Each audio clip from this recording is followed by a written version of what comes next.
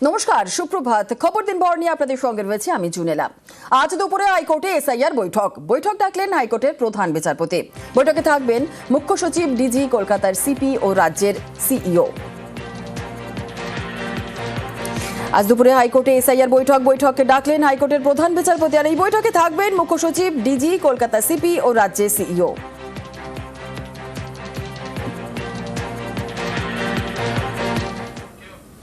মাধ্যমিক পাশের শংসাপত্রের সঙ্গে নথি হিসাবে গ্রহণ করতে হবে অ্যাডমিট কার্ড। নির্বাচন কমিশনকে ফের একবার স্পষ্ট জানিয়ে দিল সুপ্রিম কোর্ট।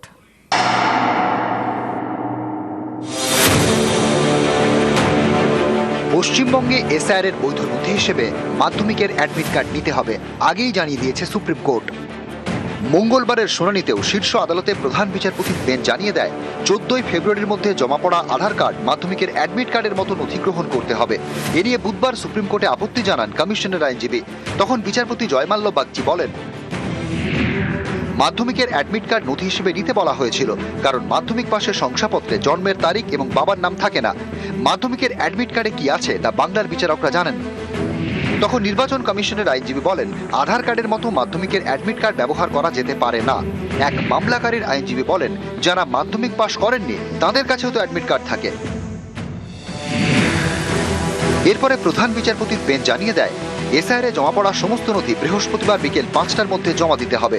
ইআরও এবং এইআরওরা জমা দেবেন প্রিজাইডিং জুডিশিয়াল অফিসারদের। সেক্ষেত্রে মাধ্যমিক পাশের শংসাপত্রের সঙ্গে মাধ্যমিকের অ্যাডমিট কার্ডও জমা দেওয়া যাবে, বয়স এবং অভিভাবকের প্রমাণপত্র হিসেবে। অর্থাৎ এসআইআর ইস্যুতে ফের একবার সুপ্রিম কোর্টে ধাক্কা খেল নির্বাচন কমিশন। নিউজ 18 বাংলা। ভোট দিতে হলে ভারতীয় নাগরিক হতেই হবে। তাহলে কোনো বৈধ ভোটার যদি ভোট দিতে না পারেন কিংবা তালিকায় তার নাম বাদ যায়, তিনি কি সেক্ষেত্রে ভারতের নাগরিকত্ব খোয়াবেন? এসআইআর কি আদতে নাগরিকত্বের প্রমাণ? অনেকের মনেই তৈরি হয়েছে এই আশঙ্কা। প্রথম থেকে বলা হচ্ছে এসআইআর শুধুমাত্র ভোট দেওয়া না দেওয়ার তালিকা তৈরির জন্য, কিন্তু পরিস্থিতি যা তাতে এসআইআর আদতে নাগরিকত্বের প্রমাণ বলেই মনে করছেন অনেকে। বৈধ ভারতীয় হয়েও ভোট দিতে না পারলে নাগরিকত্ব চলে যাওয়ার আশঙ্কা তৈরি হয়েছে অনেকের মনে। ভারতীয় সংবিধান অনুযায়ী নাগরিকত্বের অন্যতম প্রমাণ ভোটাধিকার। ভারতে বসবাসকারী বিদেশিদের ভোট দেওয়ার অধিকার নেই। ভোট দিতে হলে 18 বছর বয়স হতে হবে এবং অবশ্যই ভারতীয় নাগরিক হতে হবে। উল্টো দিক থেকে অনেকের যুক্তি, যিনি ভোট দিতে পারবেন না এবং যার ভোটার তালিকায় নাম নেই তিনি তাহলে ভারতীয় নাগরিক নন। এসআইআর প্রক্রিয়া এবং এই আশঙ্কাকে আরো জোরদার করছে, যে কারণে আশঙ্কিত মতুয়াদের নেতা শান্তনু ঠাকুরের বক্তব্যেও সেই ইঙ্গিত মিলেছে। 50 লাখ রোহিঙ্গা মুসলমান যদি বাদ যায়, সেখানে 1 লাখ আমাদের লোক যদি বাদ যায়, তো আমাদের এটুকু একটু সহ্য করে নেওয়া উচিত। এই কারণে ওপাশে রেশন তোলার সময় মার খেয়ে আমার দিল হাতে করে নিয়ে আমার এপাশে দৌড়ে আসতে হয়েছে। তো এখন যদি তার সাথেই আবার আমার এখানে রেশন তুলতে হয়, তাহলে আমি প্রতিশোধটা নেব কবে? তো প্রতিশোধ নেওয়ার সময়। শান্তনু ঠাকুর মতুয়াদের আশ্বাস দিচ্ছেন ঠিকই, কিন্তু তাতে আশঙ্কা দূর হচ্ছে না। মনে করছি এখন এই 28 তারিখে যদি আমাদের ভোটটা না থাকে, আমাকে তো ঝানে পানে মাঠে মারা। আমাদের চারিদিক থেকে যে ভোট কাটা যাচ্ছে, সেই আতঙ্কেই তো আমরা শেষ হয়ে যাচ্ছি। কাগজপত্র দিয়েছি, তার সত্ত্বেও কি করব? এখন আমাদের জানে মারা, আমাকে তো পথে বসে যেতে হবে। তালিকায় যদি ভোটটা না থাকে, তাহলে কি আমরা দেশের নাগরিক না?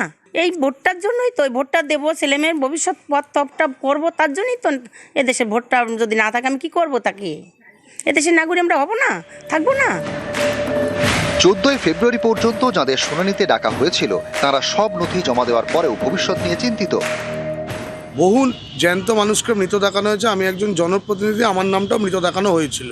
মৃত দেখানোর পর আমি সমস্ত প্রসিডিওর মেনটেন করে ফর্ম তো জমা দিয়েছি আবার, কিন্তু বাই চান্স যে ফাইনাল ভোটার লিস্ট হবে সেখানে যদি আমার নাম না থাকে, আমাকে তাহলে কি কোর্টে গিয়ে আমার নামের যে নামটা আনতে হবে, মানে ভোটাধিকারের জন্য আমাকে কোর্টে যেতে হবে নাকি কি করতে হবে? আমি খুব ডাউট প্রকাশ করছি এখানে। বাবার 2002 সালে নাম ছিল, দেশ সরকার আমাদের টাইটেল, কিন্তু দেশ সরকারটা একসাথে ছিল। কিন্তু 2025 সালে দেশ সরকারটা আমি আলাদাভাবে লিখেছিলাম। হিয়ারিংয়ে তো গেছিলাম, হিয়ারিংটা করে এসেছি। এটা তো ভুল নয়, কারণ আমার তো 2002 সালে আমার বাবার আছে, আমার থাকবে না, আমি ভোটটা দিতে পারবো না 2026 সালে, তাহলে তো আমার যেতেই হবে, আইনের দ্বারস্থ তো হতেই হবে। 28শে ফেব্রুয়ারি প্রথম ভোটার তালিকা প্রকাশ করবে কমিশন। তারপর ধাপে ধাপে তালিকা প্রকাশ হবে। মনোনয়ন জমা দেওয়ার শেষ দিন পর্যন্ত তালিকা প্রকাশ করা যাবে, কিন্তু সেই তালিকায় কোনো কারণে কোনো বৈধ ভোটারের নাম বাদ গেলে তিনি আর এবার ভোট দিতে পারবেন না। সেক্ষেত্রে নানা জায়গায় ক্ষোভ বিক্ষোভ, অশান্তির আশঙ্কা। কন্টিনিউয়াস রিভিশনে বা সাপ্লিমেন্টারি লিস্টটা যদি প্রকাশিত নাও হয় তাহলেও কিন্তু আইনের লঙ্ঘন হচ্ছে না। সেটা লাস্ট ডেট অফ নমিনেশনের আগে অবধি যতটা ওনারা নিষ্পত্তি করতে পারবেন ততটুকুই উঠবে। যদি এরকম হয় তাহলে কিন্তু তারা এবার ভোটাধিকার দিতে পারবেন কিনা সন্দেহ আছে। দীর্ঘদিন ধরেই এ রাজ্যে অনেকে ভোটকে উৎসব হিসেবে দেখেন, গণতান্ত্রিক অধিকার রক্ষার উৎসব, যে কারণে পশ্চিমবঙ্গে বিপুল সংখ্যায় ভোটও পড়ে। দেশের অন্য রাজ্যের তুলনায় এ রাজ্যে ভোট নিয়ে এমন সচেতনতায় বেশি করে আশঙ্কার জন্ম দিচ্ছে। নিউজ 18 বাংলা। সুপ্রিম নির্দেশেও এসআইআর গড়িমসি। এসআইআর বিচারে বিচারক নিয়োগের সুপ্রিম নির্দেশ। 4 দিন পরেও শুরু হয়নি নথি যাচাই। কমিশনকে নিশানা তৃণমূল নেত্রীর। 28 তারিখের তালিকা নিয়ে সংশয় মমতার। আজকে এসআইআর চলছে, অনেকের ভোটাধিকার বাদ গেছে। আমি দুঃখিত। প্রথমে 58 लाख निकाल दिया, उसको बाद छुपा के जो पहले रूल्स ही नहीं था लॉजिस्टिक डिस्क्रिपेंसी नाम पे 50 लाख नहीं वो 80 लाख होगा। 1,20,00,000 लोगों का नाम बाद चल जाएगा। मैंने खुद जाके फाइट किया सुप्रीम कोर्ट में। मैं इंसानी के लिए इंसानियत चाहते हैं। मेरे को देखना नहीं है कौन तृणमूल है, कौन बीजेपी है, कौन सीपीएम है, कौन हिंदू है, कौन मुस्लिम है, कौन जैन है। मेरे को देखना है कि लोकतंत्र बर्बाद ना हो और जनता का अधिकार प्रतिष्ठित रहे। चाहे किसी को भी निकाल दिया, मैं उसको खिलाफ में हूँ। ऑर्डर भी हो गया, 4-5 दिन हो गया कोर्ट का, उसका बाद भी काम शुरू नहीं हुआ। मेरे को पता नहीं है 28 तारीख में जब लिस्ट निकालेंगे तो लोगों को मन में जिसको नाम नहीं रहेगा कितना दुख होगा। जियो और जीने दो। ভোট ঘোষণার দিন থেকেই রাজ্যে পর্যবেক্ষক। নির্বাচন কমিশনের এমনই ইঙ্গিত। প্রতিটি বিধানসভা কেন্দ্রে একজন করে পর্যবেক্ষক নিয়োগ করা হবে। তাদের নজরদারিতেই চলবে মনোনয়ন প্রক্রিয়া।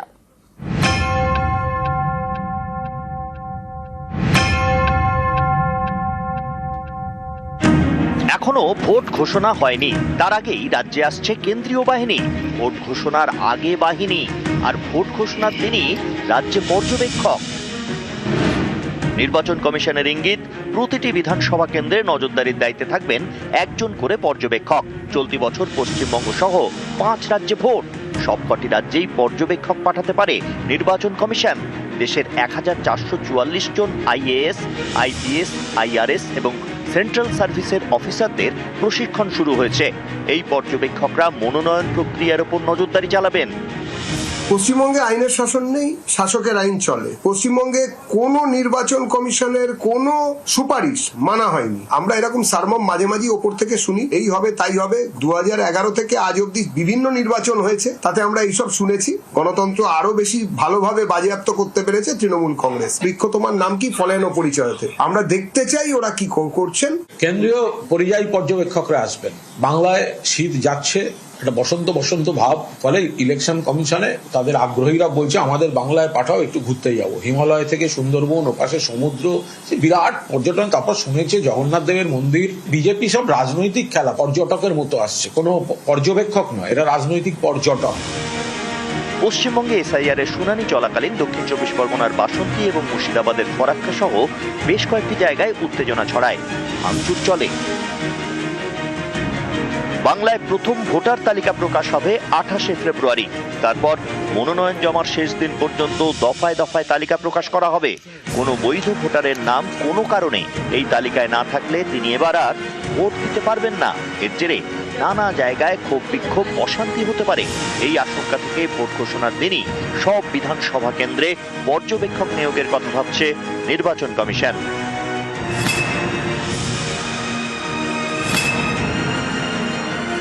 কেন্দ্রীয় বাহিনী গাছের তলায় শুয়ে থাকে, নাগরিকের ভোটের অধিকারটা লুট হয়ে যায়, তো বরাবর দেখে যাচ্ছি আমরা। কি করছে নির্বাচন কমিশন জানা নেই। আরে ভোটার তালিকা কি হলো, কোথায় কি পর্যবেক্ষক আসবে, তার উপর কি নির্ভর করবে আমি জানি না। এখন তো দেখা যাচ্ছে যে ব্যবস্থাপনাটাকেই 12টা বাজিয়ে দিয়েছে দিল্লিওয়ালারা। নিউজ 18 বাংলা। ভিন রাজ্য থেকে পুলিশ এনে ভোট পরিচালনার দাবি শুভেন্দু অধিকারীর। হতাশার বহিঃপ্রকাশ বলে কটাক্ষ তৃণমূলের। আমরা অপেক্ষায় আছি নির্বাচন কখন ঘোষণা হবে। নির্বাচন ঘোষণা হলে ডিজি থেকে আইসি পর্যন্ত খোল ললচে বদলে যদি নির্বাচন করতে পারেন, বাইরের রাজ্য থেকে যদি এসপি আইপিএস অফিসারদের এনে বসাতে পারেন, তাহলেই কেবলমাত্র পুলিশের যে গুন্ডামি, পুলিশের যে রাজনীতিকরণ, এটা বন্ধ হবে।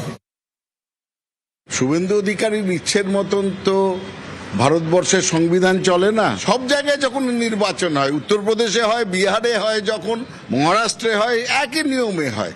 পশ্চিমবঙ্গের জন্য তো শুভেন্দু অধিকারী চাইছেন বলে ভারতের নিয়ম পাল্টে যাবে না। এই কথাগুলো বলছেন তার কারণ এগুলো হচ্ছে হতাশার আর্তনাদ। ওনার ভয় হচ্ছে সিপিএম এর মতন আবার বিজেপি একদম শূন্যতে না পৌঁছে যায়, সেই সম্ভাবনাও এবার আছে।